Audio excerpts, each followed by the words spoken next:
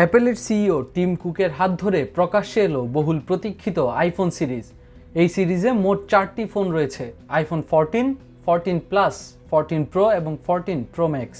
Apple একসঙ্গে নতুন আইফোনের 4টি মডেল দেখালেও স্বাভাবিকভাবে প্রশ্ন উঠেছে, নতুন কি আছে ডিভাইসগুলোতে যার জন্য এত প্রচারণা আর হইচই।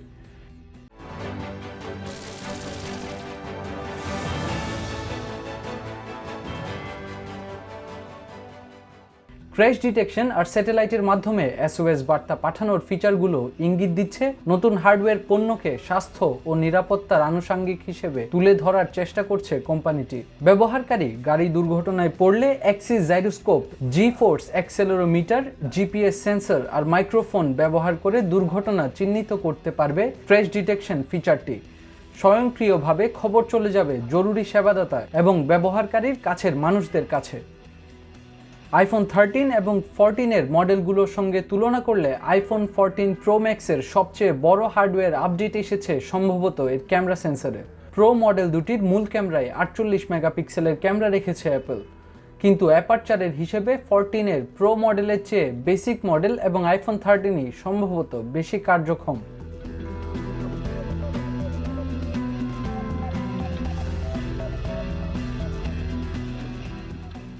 এতে ব্যাটারির খরচ বাঁচাতে একটি নতুন লো পাওয়ার মোডও যুক্ত করেছে অ্যাপল। আইফোন 14 এবং 14 প্রো এর স্ক্রিন 6.1 ইঞ্চ, 14 প্লাস এবং 14 প্রো ম্যাক্সের স্ক্রিন 6.7।